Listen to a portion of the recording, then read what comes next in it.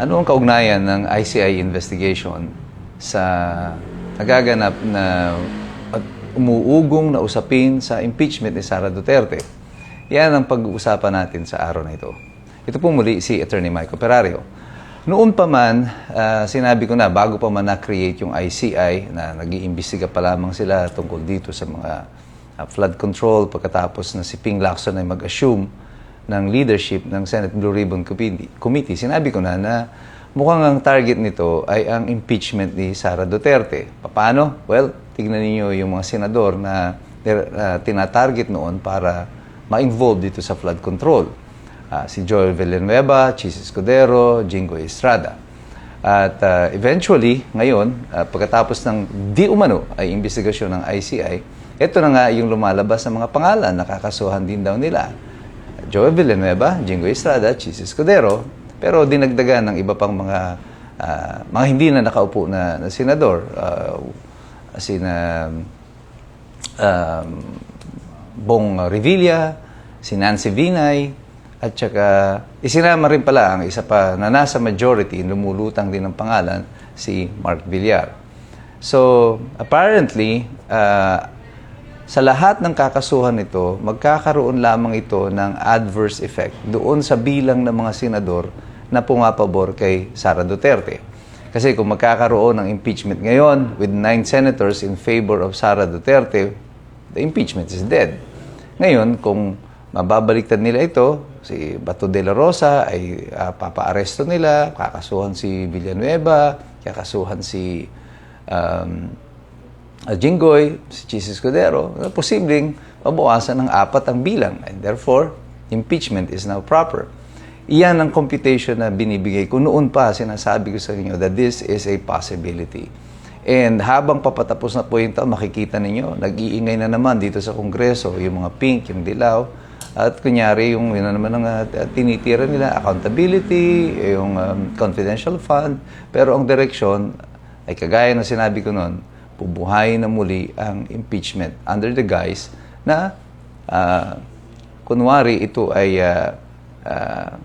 nasa proseso lamang ng paghahabol doon sa mga culpability, may liability. Nakakapagtaka dito sa mga ito, sa mga pink, sa dilaw, sa pula. Liability ang hinahanap nyo doon sa 125 million, pero doon sa billion-billion na nawawala na pera, ay tahimik na tahimik kayo. At nagsisisigaw lang kayo ng kulong na yan, mga kurakot. Diba? Masaya na sila doon para magmukha lang kunwari na meron silang nagawa. Pero sa totoo, hindi naman nila mapangalanan. Sino yung mga kurakot na sinasabi nyo? Si Romualdez nga, hindi nyo mabanggit yung pangalan eh. Diba? Lalo na si Bongbong Marcos. So, nasaan yung pananagutan na sinisigaw ninyo? Wala. Pakiramdam lang nila, ang taong bayan, hindi nyo alam kung ano nangyayari. Akala nila, we will all be fooled ng mga theatrics na ganito. Na kunyari, merong call for accountability. There is none.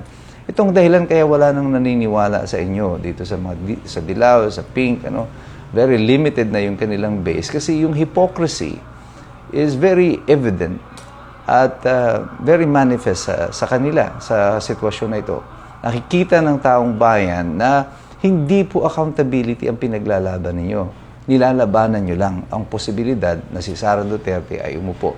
Now, if Sara Duterte will be impeached by reducing the numbers of the senators na pwedeng mag-upo sa kanila, well, yung alliance ito ng pula, ng dilaw, ng pink, at saka ng kasalukuyang administrasyon, sigurado magigiba din.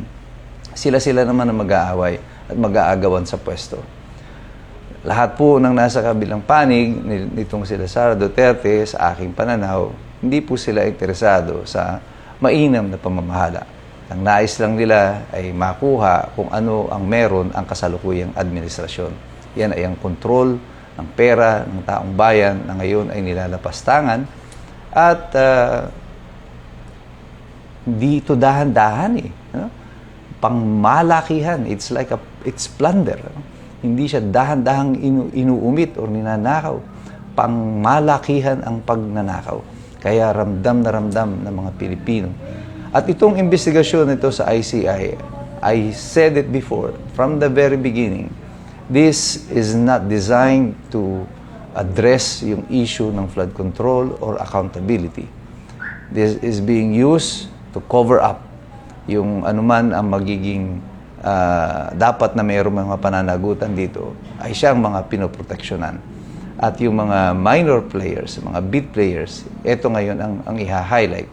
Ang mga senador na kinakasuhan, kunyari isinama dyan sina Villar, si Bong Revilla, sina Nancy Binay, ang tingin ko dyan, ginawa na lang palabok itong mga ibang senador na ito at ibang mga opisyalis dyan sa Senado para magmukhang sapin-sapin pa rin yung ibinibenta sa atin kahit man lang binudburan lang ito ng latik. Hindi po yan totoong sapin-sapin ay nilalatag sa atin. Ito po sa tingin ko ay isang malaking pagtatakip sa kasinungalingan na inilalatag nila sa taong bayan. Pero tayong lahat, alam na natin to. We called it from the start that this is what's gonna happen. Sinabi ko na po na ito ang mangyayari dito sa ICI investigation na to. And right now, it is happening. It is being unraveled before our eyes. Bakit ko po nasabi agad yan noon? Bakit natin na-predict that this is how it's gonna happen? Dahil po itong mga nasa administrasyon sa kasalukuyan, they are not really geniuses. You know? They are so predictable. Simpleng-simple at payak yung kanilang mga pag-i-strategize. Alam na alam mo agad kung saan papunta yung kanilang mga ginagawa. At lahat ng direksyon na pupuntahan ng kanilang mga ginagawa ay hindi po mabuti sa taong bayan. And that is why tayo po na naririto sa kabilang hanay, opposite to the government at the moment, tayo po dapat patuloy na nagpa-participate. Hindi po totoo na kapag yung social media lang mga ginagamit natin na platform, ay wala po itong impluensya, wala po itong dagok. All over the world, the social media influence on policy making has been made manifest. Dito lang sa Pilipinas bakit ba nagdeklarado ng presidente, sinabi niya yung mga kasamahan niya, mahiya naman kayo. Wala pa namang mga kaso na naisampa nun, wala pang rallying nagaganap, puro baha pa lang. It's because of the influence of social media. People are now gathering through social media. Kaya tayo pong lahat, we participate in all of the discussions. Mag-engage po tayo sa lahat ng diskurso na nakakaapekto sa ating bayang Pilipinas. Sa pamamagitan po niyan ay nagkakaroon tayo ng salita, ng say sa mga pulisiya na inimplementa at dapat baguhin sa ating lipunan. Pero sa ating pakikialam na yan, dapat po patuloy tayong nagsisipag-aral sapagkat mahirap makialam ang taong walang alam. God bless you, God bless us all. Mabuhay ang Republika ng Pilipinas.